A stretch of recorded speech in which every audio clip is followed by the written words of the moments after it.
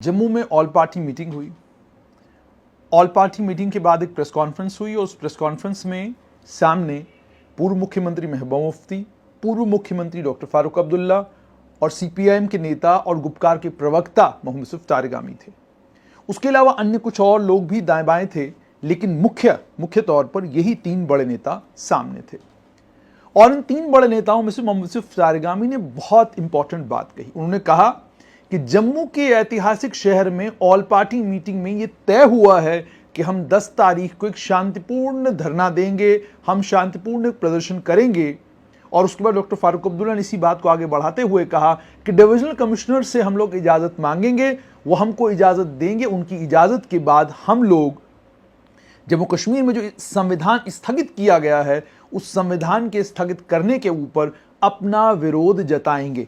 जनता को लेकर उन्होंने कहा कि जनता खुद तय करेगी कि जनता को क्या करना है। और उसके बाद उन्होंने जम्मू कश्मीर की राजपूत सभा की बात की और कहा राजपूत सभा के नेताओं को जब गिरफ्तार करके जम्मू कश्मीर की पुलिस ले गई तो आपने देखा जनता ने जब आक्रोश दिखाया, जनता के आक्रोश के फौरन बाद जम्मू कश्मीर की सरकार को इन नेताओं को छोड़ देना पड़ा। डॉक्टर फारूक अब्दुल्ला ने ये बातें जितनी भी कही हैं दो चीजों की ओर इशारा करती। एक तो ये कि बदली हुई राजनीतिक परिस्थितियों का आभास जम्मू कश्मीर के नेताओं को और खासतौर पर कश्मीर घाटी के नेताओं को हो चुका है। आपको याद होगा एक समय सारी खबर आपको जम्मू से नहीं बल्कि कश्मीर से मिला करती थी। आपको कश्मीर घाटी के पत्रकार बताते थे कि गुपकार में क्या तय हुआ है।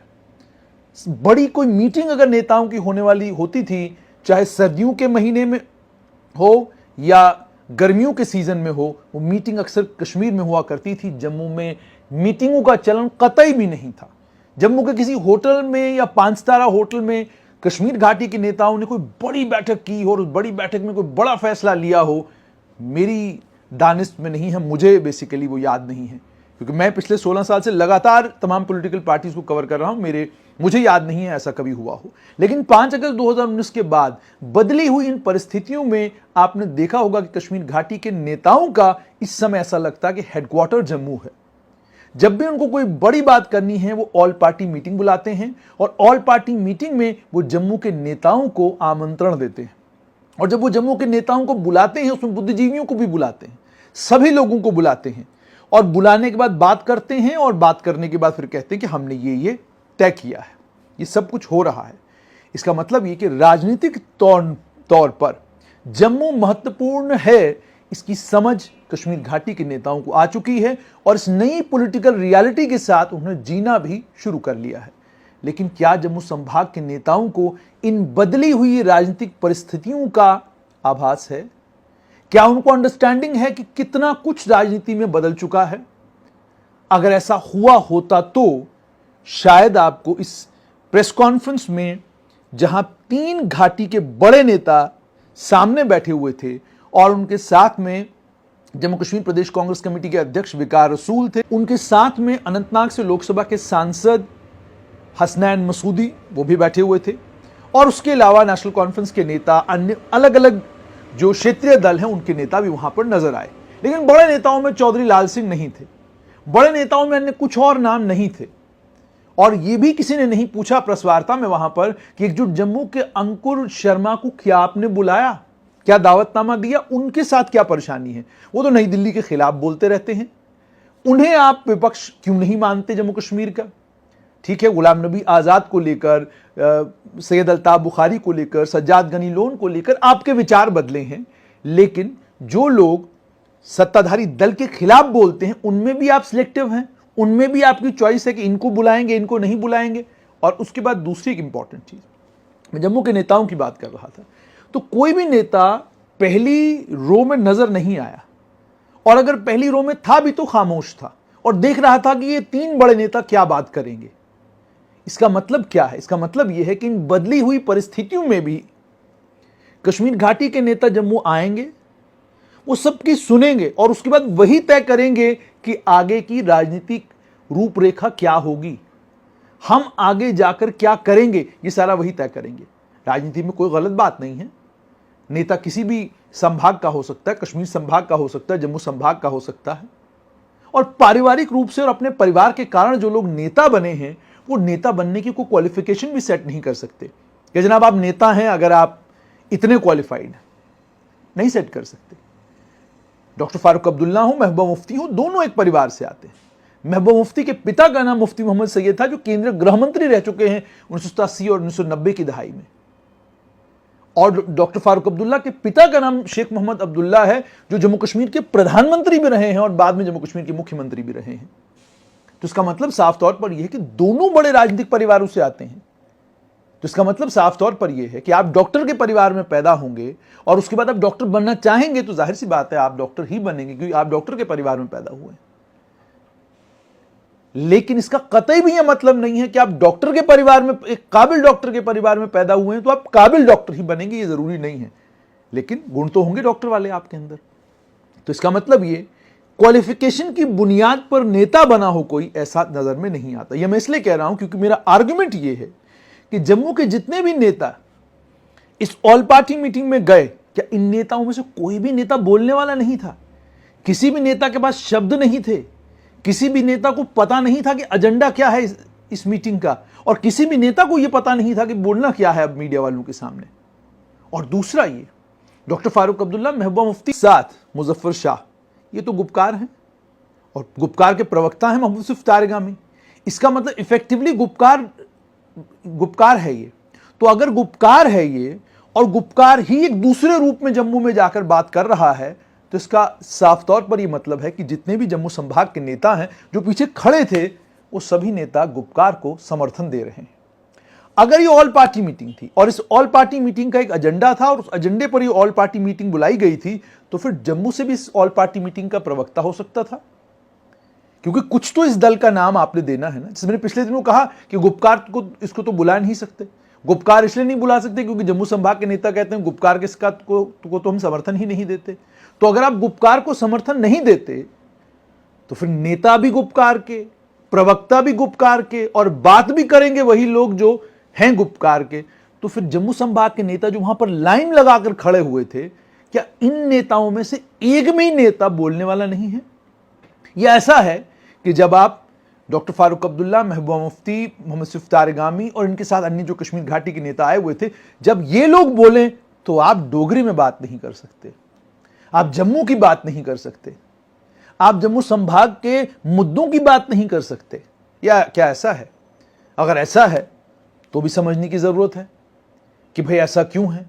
बदली हुई परिस्थितियों में होना तो यह चाहिए था कि ये जो ऑल पार्टी मीटिंग बुलाई गई है थी, इस ऑल पार्टी मीटिंग के बाद एक शक्ल दे दी जानी चाहिए थी इस अलायंस को, और इस अलायंस का एक प्रवक्ता और इस अलायंस का एक अध्यक्ष, इस अलायंस का एक बाजाब्ता महामंत्री, ये सब कुछ बना दिए जाने चाहिए थे ताकि लोगों को भी कम से कम ये महसूस होता कि जम्मू कश्मीर के नेताओं ने और खासतौर पर विपक्ष के नेताओं ने तय किया है कि वो एक साथ मिलकर जम्मू कश्मीर में संविधान की बहाली के लिए लड़ाई लड़ेंगे, और इस लड़ाई में जम्मू संभाग का ये नेता इस अलायंस का अध्यक्ष होगा, कश्मीर संभाग का ये नेता उपाध्यक्ष होगा, जम्मू संभाग का ये नेता इस अलायंस का प्रवक्ता होगा। यह ऐसा है कि इस ऑल पार्टी मीटिंग में जो नेता इस मीटिंग को लीड कर रहे थे उन्हें खुद भी डर है कि हम जम्मू संभाग के नेताओं को साथ लेकर तो चलेंगे जरूर, लेकिन कल कश्मीर में हमने कुछ दाएं बाएं बोल दिया तो ये नेता जो इस अलायंस के भी नेता होंगे कहीं उसी वक्त आनंद फानंद में इस्तीफा देकर इस अलायंस की हालत खराब न कर दे। ये डर, ये खौफ तो है, क्योंकि आपको कश्मीर में एक अलग बोली बोलनी है और आपको जम्मू में एक अलग बोली बोलनी है। जो बोली आप कश्मीर में बोलते हैं वो जम्मू में आप बोल नहीं सकते, तो जो कश्मीर में बोली आप बोलेंगे उसके कारण जम्मू नाराज होगा, और जम्मू नाराज होगा तो नतीजा ये निकलेगा कि आप अगर एक अलायंस भी बनाते हैं वो अलायंस ज्यादा देर टिकेगा नहीं, वो अलायंस ज्यादा देर चलेगा नहीं। तो अगर ये परिस्थिति हुई तो फिर क्या करेंगे आप? इसीलिए मैंने कहा कि जब जम्मू संभाग के नेता किसी एक प्लेटफॉर्म पर किसी एक राजनीतिक दल को, किसी एक राजनीतिक विचारधारा को समर्थन देते हैं तो उन नेताओं को स्पष्ट रूप से पूछना चाहिए अलायंस के नेताओं से, अलायंस के प्रवक्ताओं से कि हम इसे एक रूपरेखा देकर एक अलायंस की शक्ल क्यों नहीं देते, और जब आप प्रेस वार्ता करते हैं तो आप ही क्यों बताएंगे कि जम्मू कश्मीर में क्या कुछ होगा? हम क्यों नहीं बताएं कि हमारी जुबान से क्या जम्मू कश्मीर बात नहीं सुनेगा? या सिर्फ आप ही की जुबान से लोग बात सुनेंगे, या मान के चलते हैं कि जनाब होगा तो वही जो गुपकार तय करेगा, हम तो केवल समर्थन के लिए हैं। जब टनल क्रॉस करेंगे तो ये 4 नेता गुपकार के नेता हो जाएंगे, जब टनल से इस तरफ बानिहाल क्रॉस करेंगे तो ये 4 नेता अलायंस के नेता हो जाएंगे। यानी इस तरह की राजनीति समझ से परे है। अब देखना यह होगा कि आने वाले दिनों में इस अलायंस की शक्ल क्या बनती है। क्या यह अलायंस चौधरी लाल सिंह को इस अलायंस का अध्यक्ष बनाकर सामने लाएगा? क्या यह अलायंस हर्षदेव सिंह को इस अलायंस का अध्यक्ष बनाने के लिए तैयार होगा? और क्या ये दोनों बड़े नेता जम्मू संभाग के इस अलायंस को लीड करने के लिए तैयार होंगे? और अगर ये लीड करने के लिए अलायंस को तैयार होंगे तो क्या वो एजेंडा, जिस एजेंडे पर ये नेता बात करते हैं और जिस एजेंडे को ये नेता लेकर चल रहे हैं, क्या उस एजेंडे पर डॉक्टर फारूक अब्दुल्ला, महबूबा मुफ्ती, मुजफ्फर शाह, मौसूफ तारगामी, क्या ये लोग भी उस एजेंडे को अपना समर्थन देंगे? क्या जो राजनीतिक विचारधारा चौधरी लाल सिंह की है या हर्षदेव सिंह की है या अन्य बाकी नेताओं की है, क्या वही राजनीतिक विचारधारा डॉक्टर फारूक अब्दुल्ला की और बाकी नेताओं की है? इसका मतलब साफ तौर पर यह है, अगर विचारधारा वही है तो फिर तो इस अलायंस को लीड करने वाला नेता जम्मू से बन सकता है। कैपेबिलिटी, काबिलियत और कैपेबिलिटी की अगर आप बात करेंगे तो जो मनूवरिंग कैपेबिलिटी और जो मोबिलाइजिंग कैपेबिलिटी चौधरी लाल सिंह की है, वो मोबिलाइजिंग कैपेबिलिटी कश्मीर के किसी नेता की नहीं है। ये एक राजनीतिक सच है, इसको मानना पड़ेगा। जो मोबिलाइजिंग कैपेसिटी हर्षदेव सिंह की है वो कश्मीर घाटी के किसी नेता की हो, ऐसा अभी तक देखने को नहीं मिला। आप लाल चौक में 50,000 लोगों का या 20,000 लोगों का वहां पर जन समर्थन जुटाकर एक बहुत बड़ी रैली कर सके, इसकी संभावनाएं लगभग ना के बराबर हैं। आपको अपना कार्यकर्ता पूरे कश्मीर घाटी से लाना पड़ता है, तब जाकर एक रैली हो पाती है घाटी में। इसलिए तभी मैंने कहा कि जम्मू संभाग के जो नेता इस ऑल पार्टी मीटिंग में गए थे, उनकी मांग इस मीटिंग के बाद ये होनी चाहिए थी कि इस ऑल पार्टी मीटिंग के बाद हम क्या करेंगे और आने वाले दिनों में लड़ाई कैसे लड़ेंगे वो तो बाद में तय होगा। पहले आप ये तय करिए कि इस ऑल पार्टी, ये जो कन्फेडरेशन बना है, ये ऑल पार्टीज का ये जो समूह बना है, इस समूह का नाम क्या होगा, इस समूह का अध्यक्ष कौन होगा, इस समूह का महामंत्री कौन होगा, इस समूह का प्रवक्ता कौन होगा। अगर आप ये तय नहीं कर सकते हैं तो फिर इसका मतलब ये केवल शोबाजी है। आप फोटो खिंचवाते हैं, प्रेस में आपकी बात आ जाती है और बात जम्मू में होती है और बात एक डेमोक्रेटिक एनवायरनमेंट में होती है, तो बात यहीं पर आकर खत्म हो जाती है।